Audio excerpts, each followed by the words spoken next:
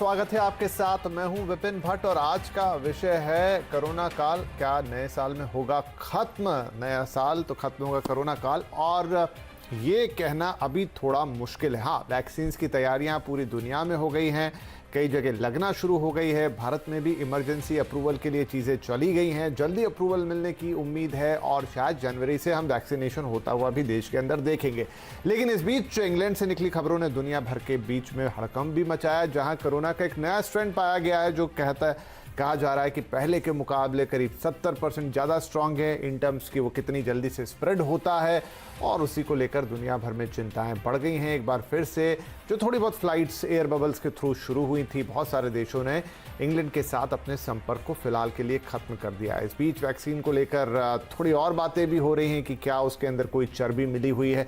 साथ में ये भी है कि कोरोना के बाद कुछ लोगों को उनकी आईसाइट में, उनकी दृष्टि में प्रॉब्लम हुई है, कहीं अंधा होने की भी खबरें आई हैं। मतलब कोरोना ने ये साल ख़त्म होते होते भी एक बार फिर से एक बड़ा कन्फ्यूजन पैदा कर दिया है। तो एक तरफ वैक्सीन की उम्मीद है, लेकिन फिर से कुछ हैं चीज़ें जो चिंता की लकीरें खींच रही हैं और ये सोचने को मजबूर कर रही हैं कि 2020 तो हमने काट दिया, लेकिन क्या 2021 में भी कोरोना हमारे लिए उतनी ही बड़ी चुनौती बन के हमारे बीच में मौजूद रहेगा? तो आज इसी पे कर रहे हैं चर्चा, और हमारे साथ कुछ खास मेहमान जुड़ रहे हैं। हमारे साथ कार्यक्रम में शामिल हो रहे हैं इंद्रप्रस्थ अपोलो अस्पताल के consultant doctor Rajesh Chawla, breach candy अस्पताल में senior physician doctor Hemant P Thakkar, star imaging and path labs के डायरेक्टर समीर भाटी और हेल्थ पॉलिसी एनालिस्ट अनंत भान। आप सभी का बहुत बहुत स्वागत है। डॉक्टर ठक्कर, मैं आप ही के पास सबसे पहले आता हूं। इस वक्त जो पूरी दुनिया का सबसे बड़ा कंसर्न एकदम से उभर के निकला है वो है इंग्लैंड, जहां पर कोरोना का एक नया स्ट्रेन आया है। इंग्लैंड के अंदर हम जानते हैं कि लॉकडाउन लग चुका है, वो भी लेवल 4 या टियर 4 का लॉकडाउन, और पूरी दुनिया ने फिलहाल के लिए अपना संपर्क इंग्लैंड से काटना शुरू कर दिया है। लेकिन इन सबके बीच हर जगह एक उथल पुथल सी मच गई, एक खलबली सी मच गई, और इसका इम्पैक्ट हम थ्रू आउट देख रहे हैं, चाहे मार्केट्स हो, चाहे लोगों के बीच में हो, चाहे हेल्थ कंसल्टेंट हो, सब जगह इसकी बात जरूर हो रही है। ये कितना सीरियस है?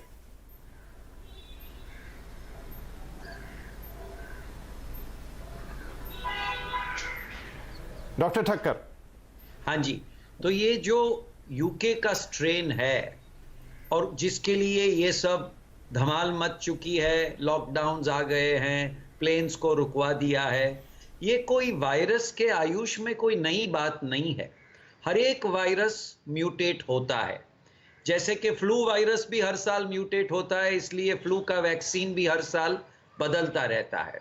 आपने 9 महीने से ये कोविड-19 को कैद करके रखा है, तो ये कैदी छटकने के लिए कोई भी अपना स्ट्रेन बदली करके, थोड़ा म्यूटेशन करके ट्रांसमिशन के लिए सफलता देखता ही रहेगा। मगर हमें ये देखना है कि ये जो नया म्यूटेंट स्ट्रेन है वो एक लेबोरेटरी में बताया गया है कि it is more transmissible, but transmissible doesn't mean more infective. वो जल्दी ट्रांसमिट हो सकता है, मगर कई बार तो ये म्यूटेशन में वायरस वीक भी हो जाता है।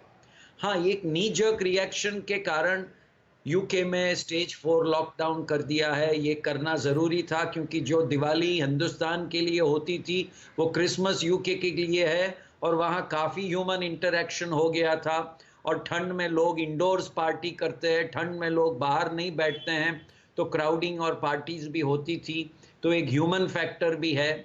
और ये न्यू स्ट्रेन वहाँ की लेबोरेटरी ने पिकअप कर दिया।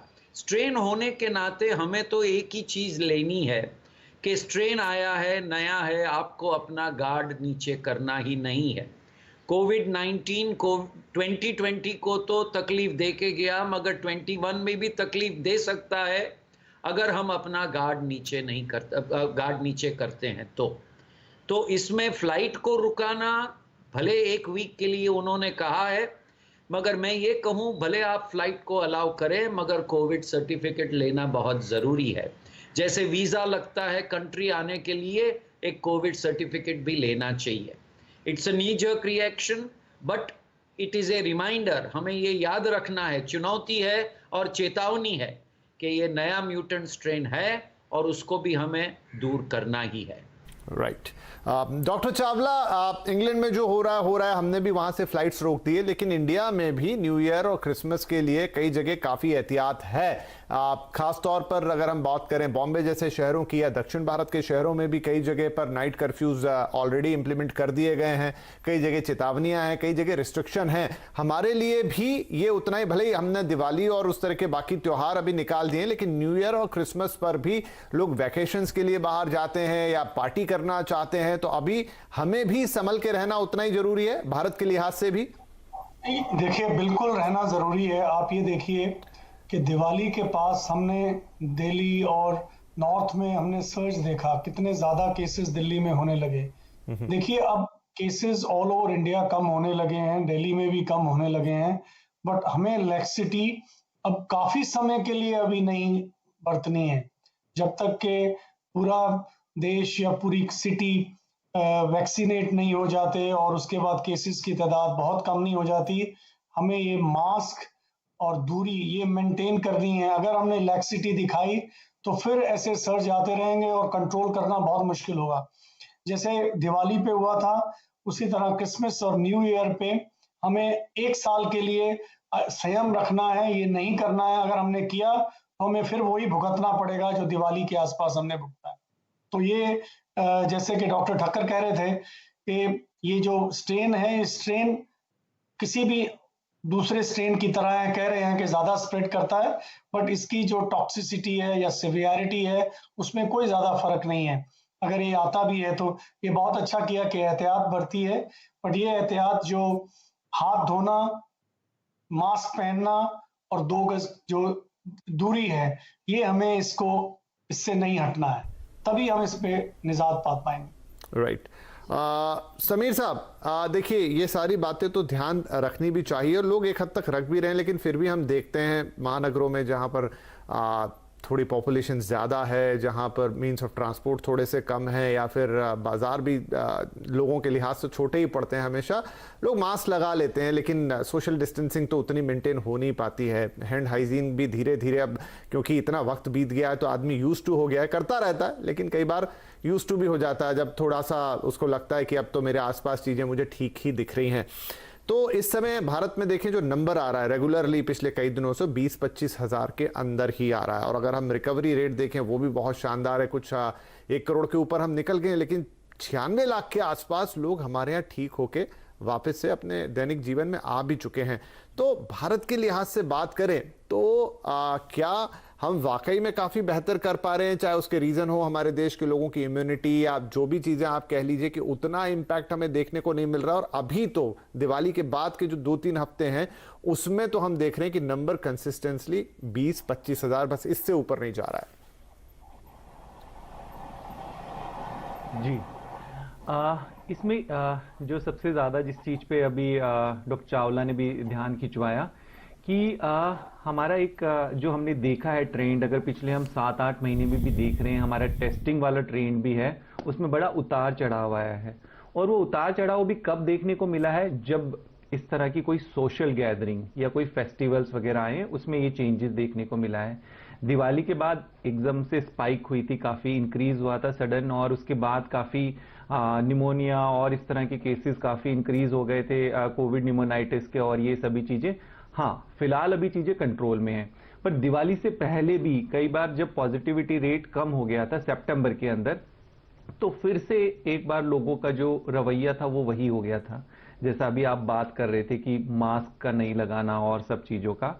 अब दूसरा ये कि ठीक है, मास्क का लगा रहे, मास्क लगा भी रहे हैं, तो मास्क के आप देखिए किस तरह से लगा रहे हैं, मास्क के एटिकेट्स आप देख लीजिए कि कैसे लगाते हैं, ठीक है। तो अभी सबसे ज्यादा जो ध्यान रखने वाली बात है कि हमें ये नहीं देखना कि पॉजिटिविटी रेट कम हुआ है या हमारा अभी टोटल नंबर हमारे कम हो रहे हैं, ट्रांसमिशन कम हो रहा है, वैक्सीन आ रही है, इन चीजों पे ध्यान देते हैं तभी एकदम से ये सब चीजें हो जाती है। और ये इस तरह के जो इवेंट्स है बहुत ज्यादा, जिनको हम कहते हैं बहुत गैदरिंग होना, ये सब अभी ये तो बिल्कुल डायरेक्शंस जा ही रही है कि आपको केयरफुल रहना, आपको सतर्क रहना है। बार बार जिस तरह से अभी डॉक्टर साहब भी बोल रहे हैं कि सतर्क तो रहना ही रहना है। बहुत अच्छी बातें हो रही है कि ठीक है, इंडिया के अंदर उस तरह की फर्टिलिटी रेट नहीं है, अब काफ़ी हद तक चीज़ें कंट्रोल में आ गई है, वो बहुत अच्छे पॉजिटिव साइन हैं और हमारी वैक्सीन भी आने वाली ही है। ये सब चीज़ें अच्छी बात है, बट इसके साथ की साथ अभी तक फिलहाल प्रिवेंशन तो आपका यही जो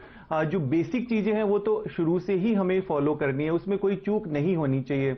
और जैसे अभी ये नया स्ट्रेन देखने को मिल रहा है, इसमें प्रोएक्टिवली काफ़ी स्टेप अच्छे लिए हैं हमारी गवर्नमेंट ने भी, और सब चीज़ कि वो भी हम उसमें आप ये देखिए कि हमारी पॉपुलेशन जिस तरह से है और भी सब चीज़ें हैं, तो हमें इस तरह की हम जो हमारा हेल्थ केयर सिस्टम है उस पर हम उस तरह का बर्डन एकदम से नहीं ले सकते। हालांकि ये सब चीज़ें आ रही है सुनने में, देखने में ऐसा कि ये इसकी कोई सीवियरिटी बहुत ज़्यादा नहीं है, इसकी मोर्टेलिटी बहुत ज़्यादा नहीं है, जिस तरह का डेटा सामने आया वो सारी बातें ठीक है कि ट्रांसमिशन रेट 70% जैसा कि बताया गया है, वो सब बातें बिल्कुल ठीक है। पर अगर होता है तो हमारे पास तो वो सारी चीज़ें बढ़ जाएगी, हमारे पास सीवियरिटी भी बढ़ जाएगी, मोर्टेलिटी भी बढ़ जाएगी, जिस तरह से पॉपुलेशन है वो सब। तो इन चीज़ों का हमें ध्यान रखना है। अच्छी बातें हो रही है, वो बात बिल्कुल करेक्ट है, बट उसके साथ साथ हमें केयरफुल ज़रूर रहना है।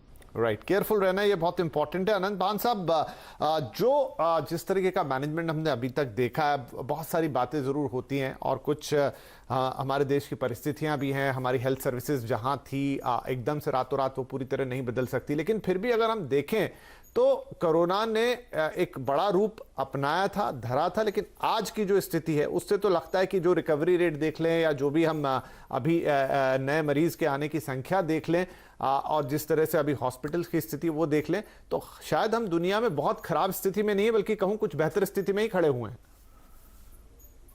बिल्कुल, धन्यवाद। और सर्टनली ऐसा है कि थोड़ा एंकरेजिंग पीरियड रहा है। दिवाली के बाद कुछ स्टेट्स में, दिल्ली वगैरह में ऐसा थोड़ा सा पीरियड था जहां चिंता की बात थी, बट नेशनल पर्सपेक्टिव से देखें तो केसेस इतने बड़े नहीं हैं, डाउनवर्ड ट्रेंड कंटिन्यू कर रहा है। बट जैसा बाकी पैनलिस्ट ने कहा कि जबकि इससे हमें खुशी होनी चाहिए और एंकरेजमेंट मिलनी चाहिए, लेकिन सतर्कता अभी भी हमें मना के रखनी है।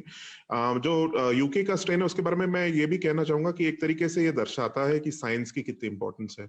हमें इस स्ट्रेन के बारे में तब बिल्कुल पता नहीं चलता अगर जीनोमिक सर्वेलेंस अच्छी क्वालिटी की नहीं हो रही होती यूके में, और ऐसी ही सर्वेलेंस हमें भी यहाँ बनानी है, क्योंकि strain variation, strain mutation Bharat में भी हो सकता है। और हमें जब तक वैक्सीन आता है, वैक्सीन हर्ड इम्यूनिटी नहीं बनाता है, तब तक ये सारी चीजें ध्यान में रखनी है, क्योंकि आज यूके के साथ हुआ है, साउथ अफ्रीका के साथ हुआ है, कल भारत के साथ भी हो सकता है। ऑब्वियसली होपफुली नहीं होगा, बट म्यूटेशन तो कोई भी वायरस कर सकता है। तो इसीलिए जो साइंटिफिक पार्ट है, चाहे वो टेस्ट डेवलपमेंट हो, अब हमारे पास एक पेपर बेस्ड टेस्ट भी है फलूदा, जो CSIR के एक इंस्टीट्यूट ने बनाया, IGIP ने। अब मैंने आज ही पढ़ा कि वो अब गवर्नमेंट प्रोक्योरमेंट के लिए भी अप्रूव हो चुका है, जेम जो मार्केट प्लेस रहता है। तो ये 500 का टेस्ट है, सस्ता टेस्ट है, पेपर बेस्ड है, पॉइंट ऑफ केयर है, जल्दी टेस्ट दे सकता है, RT-PCR जैसी इसकी रिजल्ट्स हैं। तो ऐसी चीजें आने से एक तो टेस्टिंग भी हमारी जल्दी हो पाएगी, टेस्टिंग करते रहें, अपने सतर्कता मनाते रहें, प्रिकॉशंस पे फोकस करते रहें, और हम अपनी सर्वेलेंस स्ट्रांग रखें, पब्लिक हेल्थ भी और जीनोमिक, तो शायद हम देख पाएंगे कि कोई चिंताजनक बात है तो इमीडिएटली उस पर रिस्पॉन्ड कर सकें। क्योंकि अब जो पैंडेमिक का रिस्पॉन्स है वो लोकल डेटा से ड्रिवन होना चाहिए।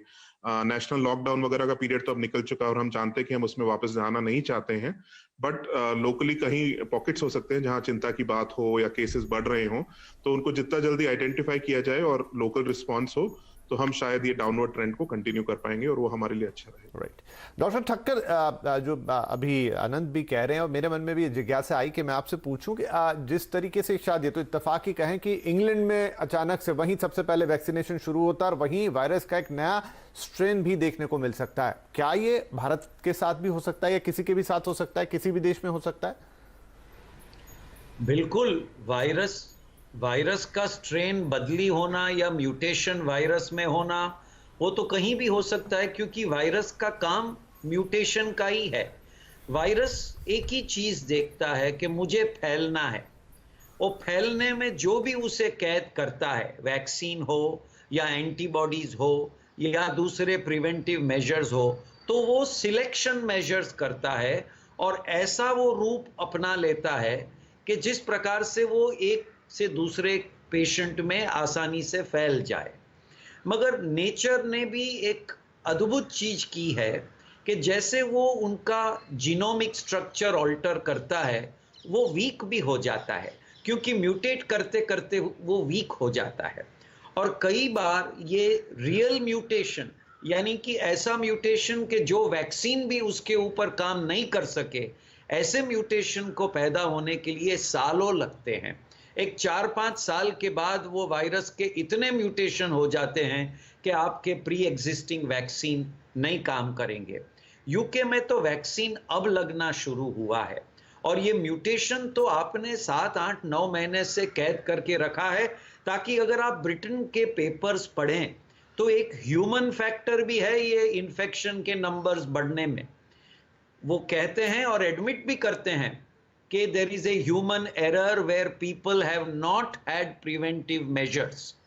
तो आप सिर्फ वायरस को ब्लेम करें, और ये वायरस को अगर एक खुला मुंह मिले या कोई क्राउड मिल जाए तो वायरस तो फैलने वाला है। आप म्यूटेंट को ब्लेम करेंगे, वायरस तो अपना मौका लेके फैल जाता है। तो ये एक बैलेंस है, इकोलॉजिकल बैलेंस, जो हमें ख्याल करते हुए आगे चलना है। हमारे पास तो अभी तक वैक्सीन लगा नहीं है, और सिर्फ वैक्सीन की घंटी बजने से काम नहीं होने वाला है। 3-4 महीने के बाद जब आपके 30-35% पॉपुलेशन वैक्सीनेट हो जाएंगे, फिर वायरस की कमजोरी हमें मालूम पड़ेगी। तो हमें उतना ही ख्याल रखना है, उतना ही सेफ डिस्टेंसिंग करना है, और कोई लापरवाही नहीं करनी है, क्योंकि वायरस यहाँ म्यूटेंट वायरस या यहाँ पुराना वायरस म्यूटेट होगा, वो जरूर आने वाला है। वुहान से इंडिया कैसे आ गया, वैसे ये म्यूटेंट वायरस भी आएगा। आपको तैयारी पूरी रखनी है। और मुझे इतना खबर है कि हिंदुस्तान ने पूरी दुनिया को बताया है कि हमारे हेल्थ केयर वर्कर्स और हमारे पेशेंट्स दोनों ने अपने रिस्पेक्टिव काउंटर पार्ट्स को कॉन्फिडेंस रख के ये सेकेंड वेव कम किया है। और दिवाली के बाद हमारी हैप्पी दिवाली ही रही है, और हैप्पी क्रिसमस भी रहेगा, और भगवान करेगा तो न्यू ईयर भी अच्छा ही रहेगा। नहीं, बिल्कुल आमीन कहना चाहिए इसके ऊपर तो कि सब कुछ अच्छा ही रहेगा, और न्यू ईयर, क्रिसमस और आगे नया साल भी हम सुरक्षित तरीके से ही मनाएंगे और आगे जाएंगे। लेकिन जब बात वैक्सीन की हो रही है तो राजेश चावला जी, डॉक्टर साहब, भारत में जहां तक वैक्सीनेशन की बात है तो हमारे स्वास्थ्य मंत्री भी कह रहे हैं कि जनवरी तक उम्मीद की जा रही है कि वैक्सीनेशन की शुरुआत हो जाएगी। बाकायदा लिस्ट भी तैयार की जा रही है, पहले फ्रंट लाइन में किसे देंगे, फिर धीरे धीरे कैसे उसको आगे बढ़ाएंगे। तो फिलहाल अगर बात करें तो 2 वैक्सीन हैं। एक तो सीरम इंस्टीट्यूट का वैक्सीन है एस्ट्राजेनेका के साथ जो है, उसका इमरजेंसी अप्रूवल मांगा गया है। बीच में कुछ बातें थी कि पेपर्स नहीं पूरे, लेकिन अब तो दिए जा चुके हैं और उम्मीद की जा रही है कि जल्द ही मिलेगा। और दूसरा जो भारत बायोटेक का वैक्सीन है जो कि पूरी तरह से स्वदेशी है, इन 2 की बात हो रही है। तो क्या हम उम्मीद मान के चलें कि अब दिसंबर ऑलमोस्ट खत्म होने वाला, ये साल खत्म होने वाला, और नए साल में इमरजेंसी अप्रूवल आते ही हम भारत में इन दोनों वैक्सीन के साथ वैक्सीनेशन की शुरुआत देखेंगे? जी बिल्कुल। जैसा कि हमारे हॉस्पिटल में भी हमने देखा है कि वर्कशॉप, काफ़ी समय से वैक्सीनेशन की वर्कशॉप चल रही हैं, तैयारी पूरी है, कैसे देनी है सिरिंजेस, ये सब चीज़ें रेडी हैं।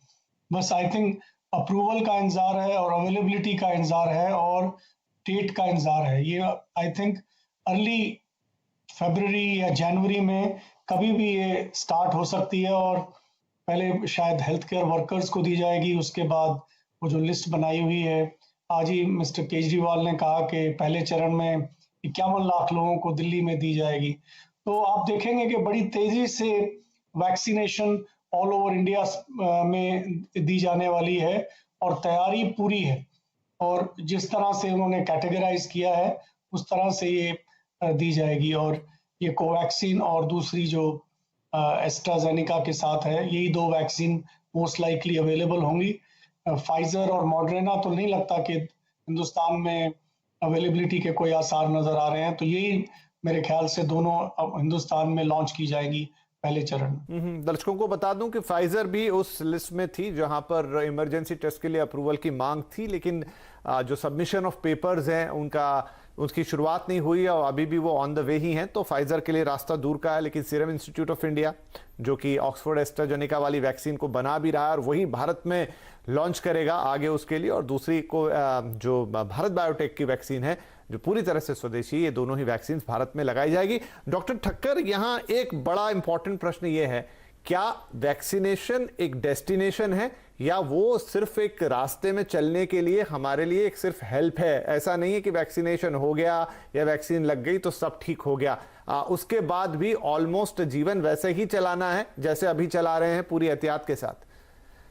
ये आपका क्वेश्चन बड़ा महत्व का क्वेश्चन है। कॉन्ग्रेचुलेशंस, पहली दफे किसने ये पूछा है। सब लोग मानते हैं कि यात्रा पूरी हुई जब वैक्सीनेशन लग गया, मगर आपने जैसे कहा वैक्सीनेशन एक टूल है, एक हेल्प है, जिसकी सहायता से आप जिंदगी और थोड़ी आसानी से आगे कटाएंगे। मगर वैक्सीनेशन होने के बाद भी आपका मास्क पहनना, डिस्टेंस रखना और आगे चल के औरों को मदद करना, आपकी हैबिट्स अच्छी रखनी, वो तो जारी ही रखेंगे, क्योंकि वायरस के म्यूटेशन की बात है। अगर ये वायरस अपने फ्लू के वायरसों के जैसा है तो हर साल फ्लू वायरस म्यूटेट होता है। हमें ऐसा नहीं चाहिए कि अगले विंटर में कोविड-21 आ जावे कोविड-19 की जगह पे। तो कोविड-19 का वैक्सीन लेने से आपकी सेफ्टी रहती है कि आपका इन्फेक्शन 70-80% नहीं होगा, और दूसरी सेफ्टी होती है कि लेने के बाद अगर इन्फेक्शन हो तो वो माइल्ड रहेगा, आपको कोई आईसीयू में जाना नहीं पड़ेगा, आपके जीवन या जान को जोखम नहीं रहता है, फिक्र नहीं रहती है। मगर it is only a tool, it is an aid, it is not the magic silver bullet. तो ये ख्याल रख के ही आगे, अभी कोविड ने तो पूरी दुनिया का बिहेवियर को चेंज कर दिया है for ever, at least for the next 2 to 3 years, ये मान के ही आगे चलना है। राइट तो ये बात स्पष्ट है कि वैक्सीन लग जाएगा, आपको एक नई शील्ड मिल जाएगी, एक नया कवर मिल जाएगा, लेकिन उसका ये मतलब बिल्कुल नहीं रहेगा कि अब हम कोरोना फ्री हो गए हैं। जब तक ये वायरस पूरी तरह से खत्म नहीं हो जाता तब तक सारे वो एहतियात जारी रहेंगे जो हम फिलहाल लेते हैं या लेने की हमें सलाह दी जाती है। यहाँ पर समीर साहब मुझे बताइए, क्योंकि आप तो इमेजिनिंग बिजनेस में भी हैं, क्योंकि अभी एक बहुत बड़ा मेहनत टास्क होने जा रहा है वैक्सीन का लगाना, इतने बड़े देश में लगाना। वैक्सीन के साथ बहुत सारी कंडीशंस भी रहती हैं, उसको एक पर्टिकुलर टेम्परेचर पे रखना है, एक जगह से दूसरी जगह ट्रांसपोर्ट करना है, ट्रांसपोर्टेशन के बाद फिर वो उसको स्टोर करना है। क्या हम उन सब चीज़ों के लिए तैयार हैं? उस तरह का सारा इंफ्रास्ट्रक्चर, सारी मोबिलिटी हमारे पास मौजूद है?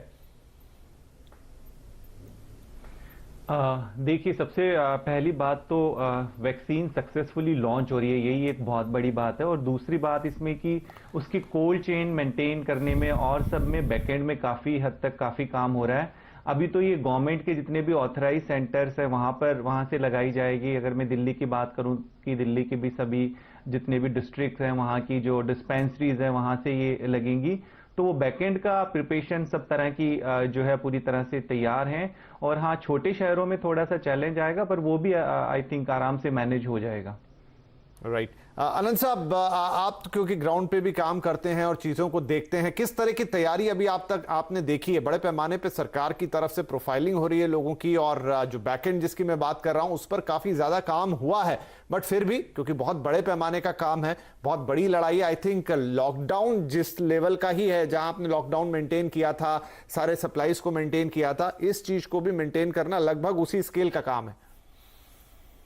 बिल्कुल, जो नंबर्स हमने सुने हैं कि 30 करोड़ बेनिफिशियरीज को वैक्सीनेट करना है, वो सर्टनली काफी चैलेंजिंग रहेगा। अगर हम अपना हर साल का कोहॉर्ट देखें, जो यूनिवर्सल इम्यूनाइजेशन प्रोग्राम है, जिसका प्राइमरी फोकस प्रेग्नेंट वुमेन और अंडर 5 चिल्ड्रन है, अभी उसका कोहॉर्ट ही देखें तो शायद वो मेरे ख्याल से करीब 55 लाख का आता है हर साल। तो फिर नंबर सर्टनली बहुत ज्यादा रहेंगे और प्लानिंग की जरूरत रहेगी। एक अच्छी बात है कि हमारे पास लार्ज स्केल प्रोग्राम्स की एक्सपीरियंस है। हमने यूनिवर्सल इम्यूनाइजेशन प्रोग्राम में हर साल बहुत सारे वैक्सीन के साथ काम किया है, तो एक इंफ्रास्ट्रक्चर, जो बेस इंफ्रास्ट्रक्चर है वो तो अवेलेबल है।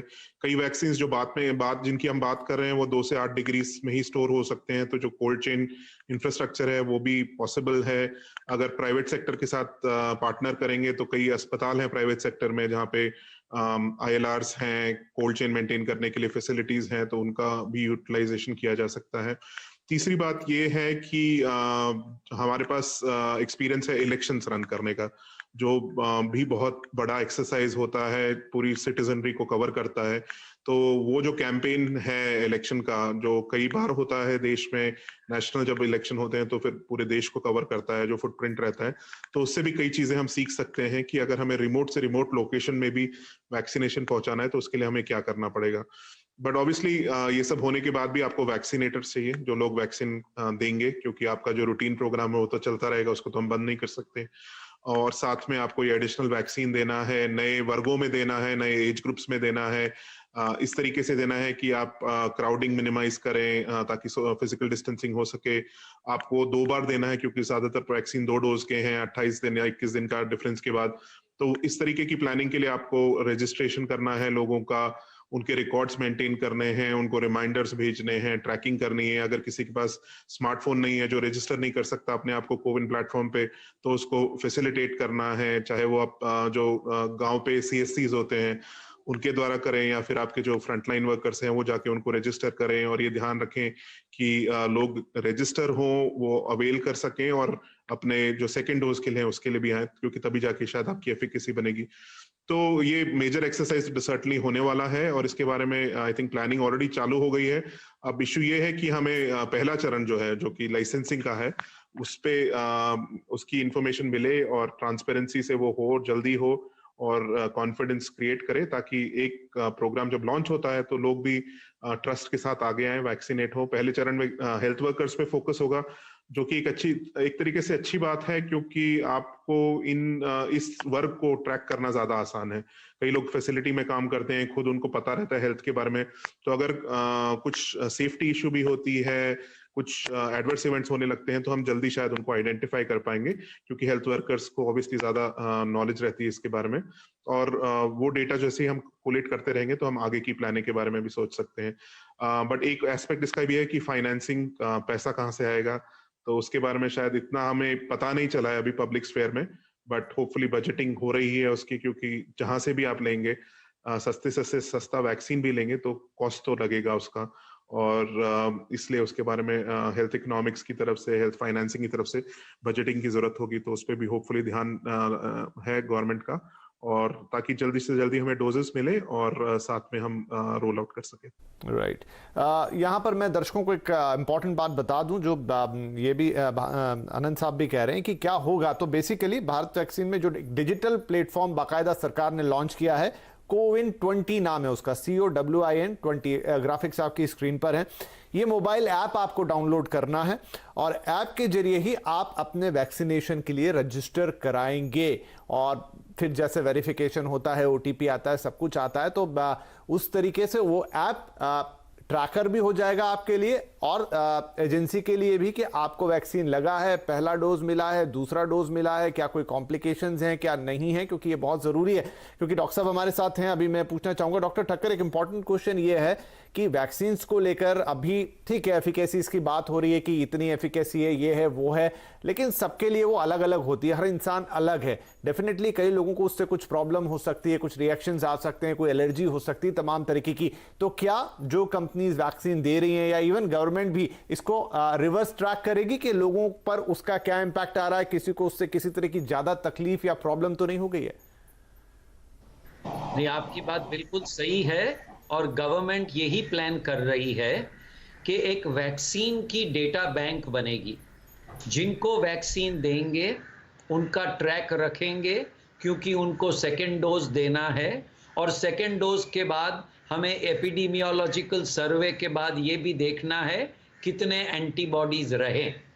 तो ये एक सिस्टमैटिक बैंकिंग डेटा रहेगी, जिसमें लोगों को कोमॉर्बिडिटीज क्या है, लोगों के क्वालिफिकेशन क्या है, और इसके लिए जब वैक्सीन देंगे तो एक प्रॉपर सोफिस्टिकेटेड सेंटर जो अप्रूव्ड होगा, जैसे कि कोई हॉस्पिटल या नर्सिंग होम या मेडिकल सेंटर, क्योंकि उसमें इमीडिएट रिएक्शंस भी हो सकते हैं और डिलेड रिएक्शंस भी हो सकते हैं, भले माइल्ड हो भले रेयर हो, बट इनको देखना, ट्रीट करना और मॉनिटर करना बहुत ज़रूरी है।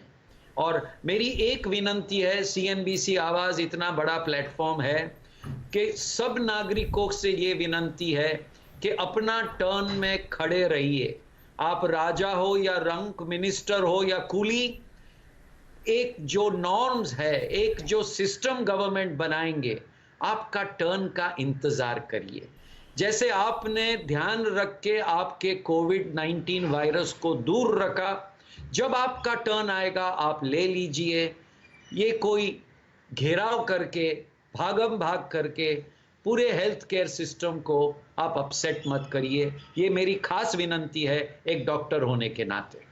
जी बिल्कुल बिल्कुल। और एक प्रॉपर प्रोग्राम है जिसमें अलग अलग डिटेलिंग है कि किसको पहले दिया जाएगा, किन लोगों को पहले ज़रूरी है, किस उम्र वर्ग के लोगों को पहले ज़रूरी है, कोमॉर्बिडिटी वाले जो पेशेंट है जिन्हें कोई दूसरी बीमारी ऑलरेडी, और जो हमारे फ्रंटलाइन वर्कर्स हैं उनको कैसे डिवाइड किया है। बाकायदा भारत सरकार की वेबसाइट पे पूरी डिटेल आपको मिलेगी। एक प्रश्न डॉक्टर चावला मैं आपके पास लेकर आना चाहता हूं, क्योंकि इस तरह की बातें हैं, इस तरह की खबरें, तो मैं चाहता हूं कि जितने भी हमारा दर्शक वर्ग है उस पर भी उसको क्लैरिटी मिले, और वो है कि कोरोना वैक्सीन में पोक जिलेटिन का इस्तेमाल पर इस समय जो हमारा इस्लामिक पूरा समाज है, मुस्लिम समाज है, वहां पर एक थोड़ी खलबली मची हुई है। और सिर्फ भारत की बात नहीं, पूरी दुनिया में ये हो रहा है। तो क्या इससे कुछ फर्क पड़ने वाला है? इस पे क्या क्लियरिटी दी जा सकती है? ये तो वैक्सीन है, दवा है, अब इसमें इस तरह की चीजें नहीं देखनी चाहिए। और बहुत सारे जो इस्लामिक गुरु हैं, धर्म गुरु हैं, वो भी कह रहे हैं कि इन सब चीजों में मत पड़िए। इक्की दुक्की आवाजें आ रही हैं इधर उधर से कि ये धर्म के खिलाफ है या नहीं, लेकिन बाकी लोगों की अपील आ भी रही है कि ये स्वास्थ्य का मामला है, इसलिए हमें इसमें ये चीज नहीं देखनी चाहिए। नहीं, बिल्कुल ये वाली बात अभी उठाई गई है, तो बट क्योंकि चॉइसेस हैं और ये प्रॉब्लम थोड़ी बहुत ज़रूर आएगी। कितना भी आप कर लीजिए, धर्म के लिए लोग अगर ये पता लगता है और ये पोक है तो वो नहीं लेना चाहेंगे। बट मेरे ख्याल से जैसा कि आप भी कह रहे हैं, क्योंकि ये एक बड़ी लार्जर पिक्चर को देखें तो उससे हम एक बीमारी को, और बहुत मामूली सी मात्रा में कोई चीज़ है तो उसको लेने में इतना एतराज़ नहीं जताना चाहिए। मेरा तो ये मानना है। अगर आपकी कोई राय?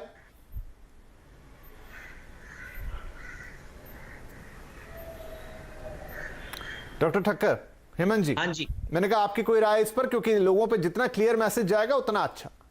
मैसेज ये है कि हेल्थ वर्कर और वैक्सीन बनाने वाले को अपना काम करने दीजिए।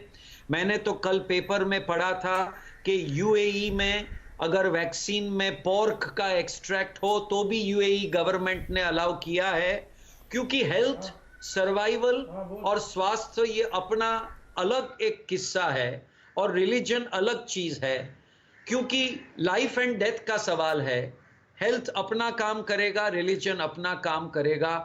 मैं अगेन अपील करता हूं हमारे व्यूअर्स को कि हेल्थ के लिए आप कोई भी पॉलिटिशियन या कोई भी रिलीजियस एंगल को लाके इसमें आगे मत बढ़ाइए। अपना काम स्ट्रीमलाइन करने दीजिए, तो कि जल्दी से जल्दी हमारे सारे नागरिकों को वैक्सीन मिल जाएगा सक्सेसफुली। जी बिल्कुल। तो इसमें ऐसी कोई चीज नहीं लेकर आनी चाहिए बीच में, और आई थिंक बहुत सारे लोग ये समझ भी रहे हैं, लेकिन कहीं से कुछ कुछ इस तरह की आवाजें आ जाती हैं। लेकिन इसमें ना तो धर्म की बात है, कोरोना ना कोई धर्म देख रहा है, ना जाति देख रहा है, ना रंग देख रहा है, ना रूप देख रहा है, वो सिर्फ मारना जानता है। तो उसके लिए वैक्सीन उस वायरस को मारने के लिए जरूरी है, दवाई है, दवाई के तौर पे ही उसे देखा जाना चाहिए। यहाँ पर समीर भाटी साहब, अगर मैं आपसे समझना चाहूँ, जैसे दिल्ली में बोला गया है, जो बिलोंग्स टू द प्लेस की 51 लाख लोगों का वो उन्होंने एक लिस्ट तैयार किया है जिसमें वो लोगों को वैक्सीनेशन के लिए प्राथमिकता देंगे। थोड़ा आइडिया आप हमें देंगे किस हिसाब से दिल्ली में ये चीज जाएगी, क्योंकि नेशनल कैपिटल है, बहुत सारे लोग वहां पर रहते हैं, अलग अलग शहरों से आए हुए लोग बसे हुए हैं। किस हिसाब से वहां पर ये प्रोग्राम चलाया जाने वाला है?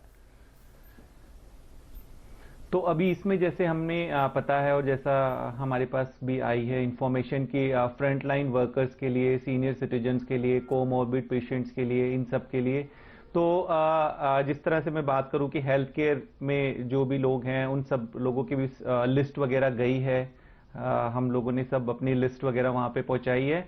और जैसा मैंने अभी पहले भी आपको बताया कि ये अभी जो गवर्नमेंट के ऑथराइज सेंटर्स है उनके थ्रू ही ये वैक्सीनेट का प्रोग्राम चल रहा है। और जिस तरह से अभी बात भी कर रहे थे कि इसमें और प्राइवेट सेक्टर्स को भी अगर धीरे धीरे ऐड करने की जरूरत होती है तो वो की जाएगी, ताकि इसमें जो उसके पॉसिबल साइड इफेक्ट्स अगर कुछ होते हैं माइनर, तो उनको भी मैनेज किया जा सकता है। चलिए ठीक है, तो बहुत सारी चीजें हैं वैक्सीनेशन को लेकर और बस जल्द ही भारत में इसकी शुरुआत होने जा रही है। जनवरी में हम ये वैक्सीनेशन स्टार्ट होता हुआ देख सकते हैं और यकीन मानिए कि वैक्सीनेशन आएगा तो आशा उम्मीद की एक नई किरण, एक नई लहर लेके आएगा, तो कि कॉन्फिडेंस बढ़ेगा कि अब हमारे यहाँ पर वैक्सीनेशन को लेकर या दवाई को लेकर अब हम भी दुनिया में उसी जगह पे खड़े हैं जैसे दूसरे देश हैं और हमारी आबादी भी हम सुरक्षित करते जाएंगे। चलिए एक छोटा सा ब्रेक लेते हैं, लेकिन ब्रेक के बाद एक अहम सवाल उठाएंगे। वो सवाल ये कि क्या, एक सवाल आया था बीच में कि क्या पूरे देश को यानी एक एक व्यक्ति को वैक्सीनेशन की जरूरत है, क्या आपको भी वैक्सीन लगनी चाहिए, ये कैसे निर्धारित होगा, क्या इसके ऊपर पॉलिसी बनाई गई है, इस पर बातचीत करेंगे। और साथ में कोरोना की कुछ और अहम चीजें हैं जो आसपास घट रही हैं, उन सबको भी लेंगे इस छोटे से ब्रेक के बाद।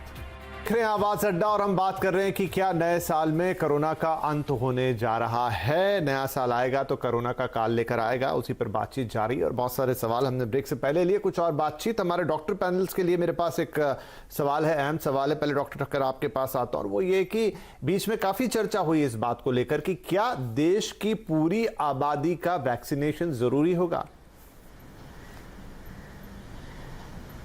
इसमें तो एक प्रिंसिपल है वैक्सीनेशन का जो हमें अप्लाई करना पड़ेगा कि आपको क्लासिफाई करना है किन को वैक्सीन पहले देना है। Health care workers, over 80, over 75, over 70, फिर 65, कोमॉर्बिडिटीज, ऐसे आप जब क्लासिफाई करके वैक्सीन देते आएंगे, जब 60-65% पॉपुलेशन वैक्सीनेट हो जाएगा तो एक किस्म की हर्ड इम्यूनिटी पैदा हो जाती है और फिर वायरस का ट्रांसमिशन रेडिकली यानी काफी कम हो जाता है। अभी इन प्रिंसिपल तो हम इतना कहेंगे कि ससेप्टेबल पॉपुलेशन और उसके बाद up to 60%, 65% of the population को हमें वैक्सीनेट करना चाहिए। बट जैसे अंग्रेजी में कहते हैं we will cross the bridge when we come to it. वो 4-5 महीने के बाद जब हम ये आंकड़ा पे पहुंचेंगे तब हमें वायरस का बिहेवियर देख के ये क्वेश्चन को वापस सोचना पड़ेगा और आगे देखना है कि क्या युवान लोगों को भी जब ट्रांसमिशन कम है या और किसको वैक्सीनेट करना है या नहीं करना है। उस वक्त 3-4-6 महीने हो जाएंगे तो वैक्सीन की एफिकेसी भी हम रिविजिट करेंगे कि वैक्सीन से कितनी एफिकेसी हुई, कितने म्यूटेशन हुए। कोविड के ज्ञान में हर एक दिन पे नया नया कुछ नुक्स निकलता है और उसके लिए हमें तैयारी रखनी चाहिए, ओपन माइंड रखने के लिए जी। अगर हम अभी वैक्सीनेशन का प्रोसेस ससेप्टेबल पॉपुलेशन और फ्रंटलाइन वर्कर्स को रखें तो ये पहला कदम होगा, फिर जैसे जैसे कदम पड़ेंगे हम लेंगे जी। डॉक्टर चावला, वैक्सीनेशन एक वन टाइम प्रोसेस होगा या अब जिस तरीके से हम देखते हैं कि बाकी चीजों के लिए एक रेगुलर वैक्सीनेशन प्रोग्राम देश में मौजूद है, जो नए बच्चे आते हैं उन्हें दिया जाता है, इवन एक सर्टेन एज के बाद भी कुछ वैक्सीनेशन होते रहते हैं, तो अब कोविड का वैक्सीनेशन भी उस लिस्ट में हमेशा के लिए जुड़ जाएगा? नहीं, ये तो बात अभी तक प्रूव नहीं हुई है कि ये हर साल लगाना पड़ेगा या इसकी इम्यूनिटी कितनी लास्ट करेगी, बट ये कुछ समय तक लास्ट करती है। इसी को मान के और ये इन्फेक्शन की चेन को ब्रेक करने के लिए ऑल ओवर द वर्ल्ड ये अगर वैक्सीन करते हैं तो इसका असर कुछ समय तक तो डेफिनेटली रहने वाला है। वेदर ये हर साल लगाना पड़ेगा, इसकी इम्यूनिटी वीन ऑफ हो जाती है या ये वन टाइम है, ये अभी तक बात क्लैरिफाई नहीं हुई है। जैसे इन्फ्लुएंजा का वैक्सीन हमें हर साल लगाना पड़ता है, उसके स्ट्रेन भी चेंज होते रहते हैं और हर साल लगाते हैं। इसका ये क्या होगा, ये बड़ा अभी बहुत जल्द है ये बताना कि ये लाइफ लॉन्ग होगा या ये हर साल लगाना पड़ेगा, बट फिलहाल लगा के जैसे ही इसके बारे में शोध होगा तो ये पिक्चर और क्लियर हो जाएगी। इसकी जो इम्यूनिटी है, टी सेल और बी सेल इम्यूनिटी, वो कितनी देर तक रहती है, कितने देर तक व्यक्ति को प्रोटेक्ट करती है। ठीक है, ठीक है। तो ये कुछ चीजें हैं जो भविष्य के गर्भ में या गर्भ में होंगी, जिनको हमें देखना होगा कि आगे चलते हुए इस वैक्सीनेशन प्रोग्राम को हमें किस तरह से जारी रखना है और वायरस की स्थिति क्या बन पड़ती है। अनंत बान जी, आपने बीच में एक प्रश्न उठाया था, वो था वैक्सीनेशन की कीमत का या वैक्सीन की कीमत का। बीच में जिस तरह की खबरें हमारे पास आती रही कि एस्ट्राजेनेका अगर सरकार को वैक्सीन बेचेगी तो वो अगर थोक भाव में बेचेगी तो 300 रुपये से कम होगी उसकी कीमत, अदरवाइज खुले मार्केट में 800 रुपये के आसपास होगी, जो कि खुद कंपनी के सीईओ ने बोला। वैक्सीनेशन जिस भी पॉपुलेशन के तबके को दिया जाएगा, भारत सरकार मुझे लगता है कि उसके लिए बहुत ज़्यादा सब्सिडाइज करके, मतलब ऐसा नहीं होगा कि किसी पर भी वैक्सीनेशन का ऐसा बोझ आएगा मॉनिटरी, जहां पर उनको सोचना पड़े कि मुझे वैक्सीन लगानी है कि नहीं लगानी है, मेरी जेब में उतने पैसे होंगे कि नहीं होंगे। और खासतौर पर एक वर्ग विशेष के लिए जो आपको लगता है कि कमज़ोर तबका है, वहां तो सरकार मुझे लगता है इसको हो सकता है कंप्लीटली फ्री भी कर दे। बिल्कुल, देखिए अभी हम पैंडेमिक के दौर में गुजर रहे हैं, कई महीनों से इस दौर में रहे हैं। इसका इम्पैक्ट हमारी डेली लाइफ पे पड़ा है, हमारे जीने के तरीके पे पड़ा है, हमारी इकोनॉमी पे पड़ा है, और ये हम सब अच्छी तरीके से जानते हैं। हम सब चाहते हैं कि इस दौर से हम जल्दी निकल आएं, और ताकि लाइफ जितनी नॉर्मल हो सके उतना अच्छा रहेगा, और उसके लिए एक पब्लिक हेल्थ एफर्ट की जरूरत पड़ती है। और पब्लिक हेल्थ एफर्ट का एक इम्पॉर्टेंट पार्ट वैक्सीनेशन है, और इसीलिए ये एक तरीके से गवर्नमेंट की रिस्पॉन्सिबिलिटी हो जाती है। और अगर उनकी की रिस्पॉन्सिबिलिटी है तो फिर कॉस्ट का जो मेजर बेयर करने की बात करें तो वो गवर्नमेंट पे ही गिरेगा। मेरा पर्सनल ओपिनियन तो यही है कि फ्री होना चाहिए और गवर्नमेंट सेक्टर के थ्रू प्रोवाइड होना चाहिए, क्योंकि अगर आप गवर्नमेंट सेक्टर में भी रिलीज करेंगे और प्राइवेट सेक्टर में भी रिलीज करेंगे, और गवर्नमेंट सेक्टर में एक प्रायोरिटाइजेशन एक्सरसाइज है जिसके द्वारा सिर्फ कुछ वर्गों को पहले मिलेगा, फिर आपको अपने नंबर का वेट करना है, और हम सब चाहते हैं कि लोग उसको फॉलो करें। बट अगर आपके पास पैसा है तो आप क्यों जंप कर सकते हैं और आप जाके वैक्सीन ले सकते हैं प्राइवेट प्रैक्टिशनर से, तो फिर वो एक इनिक्विटी डायरेक्टली दिखाएगा कि अगर आपके पास पैसा है तो आप एक्सेस कर सकते हैं, और पैसा नहीं है तो फिर आपको गवर्नमेंट की जो वेटिंग लिस्ट है उसको फॉलो करना पड़ेगा। और वो वैक्सीनेशन में ट्रस्ट की तरफ से एक तरीके से नेशनल कोई कैंपेन जो हो रहा है उसके पर्सपेक्टिव से भी सही नहीं होगा। तो मेरे ख्याल से तो गवर्नमेंट को ही आगे पहल लेनी होगी और कोशिश करनी होगी, क्योंकि उनको पता है इतने सारे डोज देने हैं तो फिर वो नेगोशिएट कर सकते हैं, क्योंकि इंडिया बाय इटसेल्फ बहुत बड़ा मार्केट है, और इतने नंबर ऑफ डोजेस की अगर हम बात करें तो आप नेगोशिएट कर सकते हैं प्राइसेस की। अगर ये जो मैन्युफैक्चरर है वो भारत देश में ही है तो आप एडिशनल प्रोडक्शन लाइन की बात कर सकते हैं, आप उनके साथ डील कर सकते हैं कि आप अपना रैंप अप करें प्रोडक्शन, ताकि जल्दी वैक्सीन मिले और कम कॉस्ट पे मिले। अगर आप बाहर के एमएनसी वैक्सीन की बात करें तो वहाँ शायद थोड़ी दिक्कत आएगी, क्योंकि हम सब जानते हैं कई देशों ने ऑलरेडी डोजेस को प्री बुक किया हुआ है, और शायद 2021 के एंड या 2022 से पहले तो कई बहुत सारे डोजेस अवेलेबल भी नहीं है। बट जो भारत में बन रहे हैं वैक्सीन, उसमें शायद हमारे पास एक तरीके से अपर हैंड होगा, क्योंकि हम उनकी प्रोडक्शन पे थोड़ा इन्फ्लुएंस कर सकते हैं। और अनंत साहब, कुछ ऐसा भी देखने को मिल सकता है कि बहुत सारी कॉर्पोरेट्स कंपनीज आगे आएं और वो एक मास वैक्सीनेशन में अपनी मदद दे अपने अपने लेवल पर, जहां वो काम कर रही हैं, जहां उनके प्लांट्स हैं, जिन शहरों में वो मौजूद हैं। इस तरह की चीज़ें हम अक्सर देखते हैं कि जब कोई आता है, बहुत सारे क्लब्स हो गए, इंटरनेशनल रोटरी, लायंस, इस तरह के, तो ये लोग भी आगे आए टीकाकरण जैसी चीज़ों में, और खासतौर पर उस वर्ग के लिए अपना योगदान दे दे जहां उन्हें लगता है कि लोगों के पास उस तरह की आर्थिक क्षमताएं कम है। बिल्कुल, ये भागीदारी बहुत इंपॉर्टेंट रहेगी। आप चाहे वैक्सीनेशन में ट्रस्ट की बात करें, ये मैसेज बाहर ले जाने की बात करें कि ताकि हर वर्ग सोसाइटी का, हर पार्ट ऑफ भारत में ये मैसेज जाए कि वैक्सीनेशन क्यों हो रहा है, कैसे हो रहा है, कब हो रहा है, आप कैसे उसको अवेल कर सकते हैं। अगर आप लॉजिस्टिक्स की बात करें, कोल्ड चेन मेंटेनेंस की बात करें, आप फाइनेंशियल सपोर्ट की बात करें, आप बैकएंड जो आईटी इंफ्रास्ट्रक्चर जो क्रिएट होना है उसकी बात करें, आप कैंपेनिंग की बात करें, आप media personalities, TV film personalities के पार्टिसिपेशन की बात करें, इन सब का भागीदारी होना इंपॉर्टेंट है। जैसे आपने सही कहा, रोटरी और लायंस का बहुत रोल रहा है। रोटरी ने पोलियो को बहुत सपोर्ट किया है एज एन एग्जाम्पल।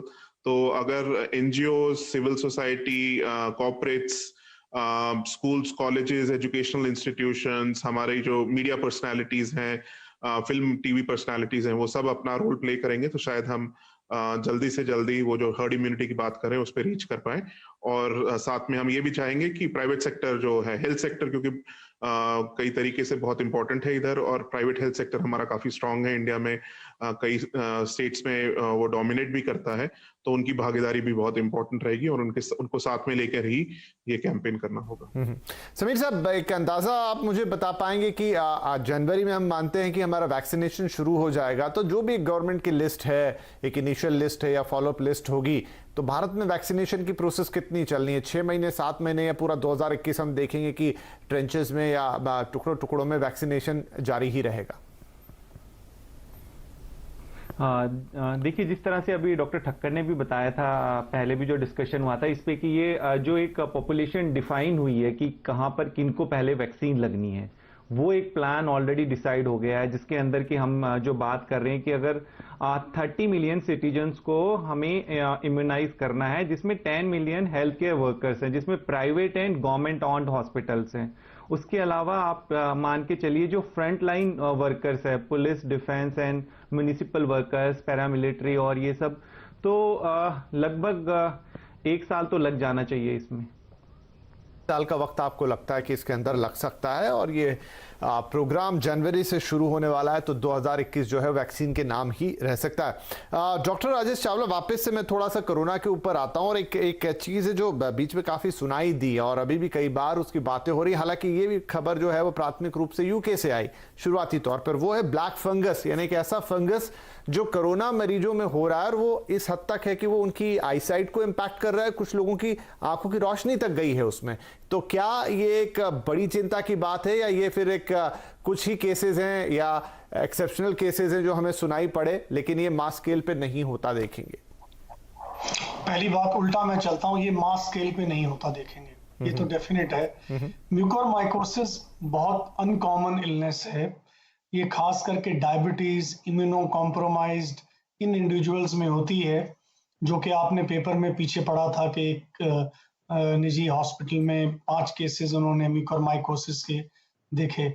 ये बीमारी बहुत ही घातक है, अगर होती है तो इसमें सर्जरीज करनी पड़ती हैं, उसके बावजूद भी मरीज को बचाना बहुत मुश्किल होता है।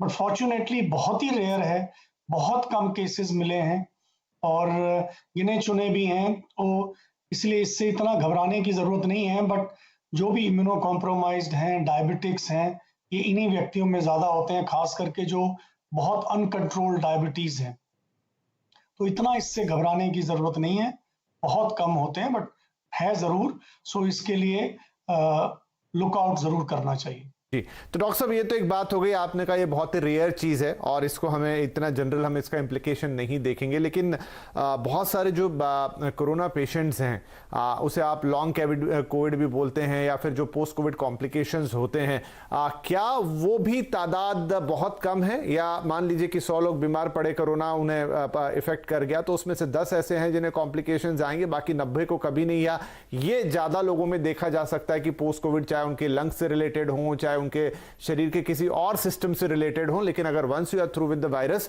तो आपको कॉम्प्लिकेशंस हो सकते हैं? चीज है, ये बहुत कॉमन है। पहली बात, पोस्ट कोविड सिंड्रोम जो कहते हैं 2 से 3 महीने बाद इवेल्युएट करते हैं, बट हम क्या देख रहे हैं, जो व्यक्ति कोविड से ठीक हो गए हैं, सबसे कॉमन सिम्टम है फटीग। ये ऑलमोस्ट 60% पेशेंट्स एक जनरलाइज फटीग, थकावट की कंप्लेंट करते हैं। कुछ लोगों को बीच में कभी कभी थोड़ा बहुत फीवर आ जाता है, बट वीकनेस फील करते हैं, नींद नहीं आती है, डिप्रेस्ड फील करते हैं। ये ऑलमोस्ट मैं कहूँगा 40-50% पेशेंट्स में किसी ना किसी तादाद में, ये अभी हम जो ओपीडीज में आते हैं, फॉलोअप के लिए आते हैं, हर एक व्यक्ति में कोई ना कोई सिम्टम परसिस्ट कर रहा है।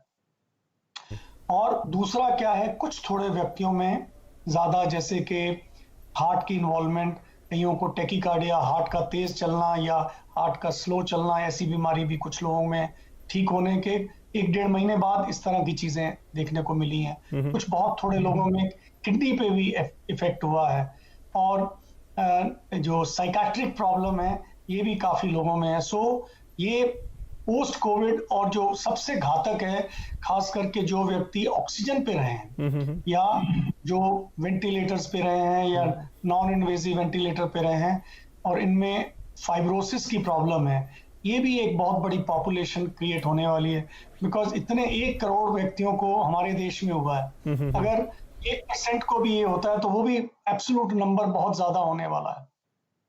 तो ये जो फाइब्रोसिस है या ब्रेथलेसनेस है, खास करके इन व्यक्तियों में डिफरेंट ग्रेड्स हैं, किसी में बहुत माइल्ड है, किसी में सीवियर है, और ये कुछ व्यक्तियों में हमने देखा है कि धीरे धीरे जो शैडोज होती हैं या दाग होते हैं, या फाइब्रोसिस नहीं बोलूंगा, ये गायब भी हो जाते हैं। तो ये हमें अब फॉलो अप करेंगे लॉन्ग टर्म, तो इसका क्या निष्कर्ष निकलता है, बट सिम्टम्स कई व्यक्तियों में 5-6 महीने से परसिस्ट कर रहे हैं। राइट, ठीक है। समाप्ति की ओर अनंत साहब, एक क्विक आंसर चाहूंगा आपसे कि आप जैसे सर ने कहा कि किसी को ऑक्सीजन की जरूरत होती, वेंटिलेटर्स की, तो जब कोरोना की स्टार्ट थी तो इन चीज़ों को लेकर बहुत भारी गहमा गहमी थी, वेंटिलेटर्स कम पड़ जाएंगे, बेड्स कम पड़ जाएंगे। तो आप मान लीजिए कि फरवरी मार्च जब से लॉकडाउन हुआ और कोरोना अपने चरम पे पहुंचा से आज हमें साल के अंत में हैं, हमारा जो ओवरऑल हेल्थ सिस्टम है वो कहां से कहां तक इंप्रूव हुआ? क्या आगे किसी भी परिस्थिति को कोरोना से रिलेटेड हम संभालने के लिए तैयार हैं?